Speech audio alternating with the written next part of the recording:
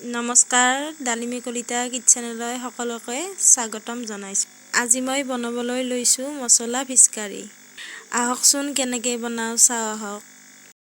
Fish কাৰী বনাবলৈ প্ৰথমতে মই আধা কিলো ভাঙন মাছ লৈছোঁ। ধুই ৰাখি থোৱা মাছখিনিত এতিয়া মই হালধি, নিমখ ভালদৰে সানি ল'লোঁ।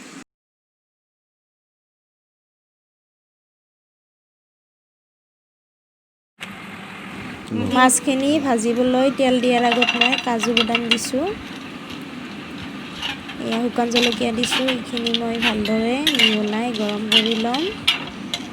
গৰম হৈ গ'ল, মিক্সিত দি দিছোঁ, দি কিনে মই গুড়ি কৰি ল'ম।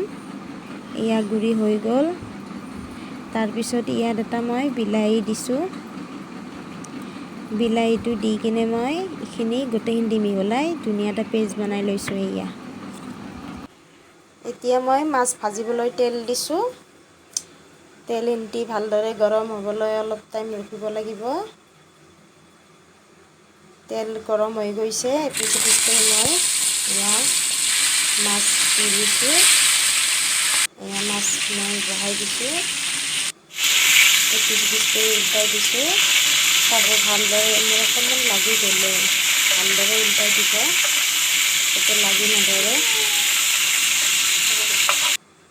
মই মাছখিনি মই থাল এখনত উঠাই লৈছোঁ। এপিচ এপিচ কৰি মাছ ভাজা হৈ গ'ল মোৰ। কাৰীখিনি বনাবলৈ এতিয়া মই তেল দিছোঁ। তেলখিনি ভালদৰে গৰম হৈ যোৱাৰ পিছত সৰু সৰুকৈ কাটি থোৱা মই ইয়াত পিঁয়াজ দিছোঁ।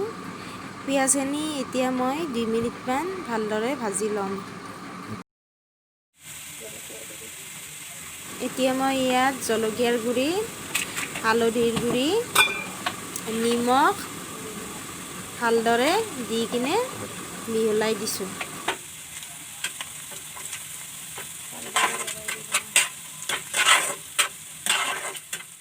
এতিয়া মই আদা, নহৰু, কেঁচা জলকীয়াৰ পেষ্ট দি দিছোঁ।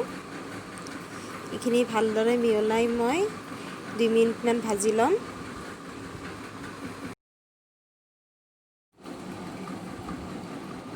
এতিয়া মই জিৰাৰ গুড়ি দি দিছোঁ। কাজু বাদাম, শুকান জলকীয়া, বিলাহীৰে বনোৱা পেষ্টটো এতিয়া মই ইয়াত দি দিছোঁ। এতিয়া মই ভালদৰে মিহলাই লৈছোঁ।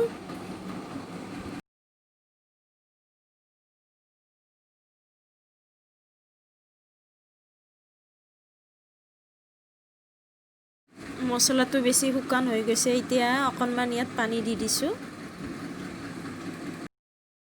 পানী দিয়া 2 মিনিট পিছত মই ভাজি ৰাখি থৈ দিয়া মাছখিনি ইয়াত মই এটা এটা কৰি দি দিছোঁ।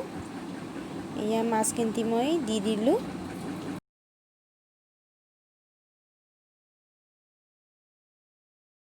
এতিয়া মাছখিনি উল্টাই দি ভালদৰে মছলাখিনি লগাই দিম। উল্টাই দিছোঁ। মছলাখিনি মই ধুনীয়া কৰি লগাই দিছোঁ। এতিয়া মই ইয়াত পানী দি দিম। পানী দি দিলোঁ। 6-7 মিনিটৰ কাৰণে ঢাকি দিলোঁ। মোৰ মছলা ফিছ কাৰী ৰেডি। এতিয়া ইয়াত অকণমান মই গৰম মছলা দি দিম। গৰম মছলা দি দিলোঁ। এতিয়া মছলা ফিছ কাৰী হৈ গ'ল।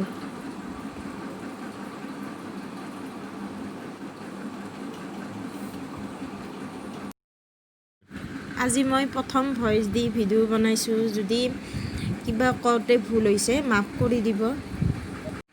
যদি ভিডিঅ'টো চাই ভাল পালে লাইক, কমেণ্ট, শ্বেয়াৰ আৰু চেনেলটো ছাবস্ক্ৰাইব কৰিব।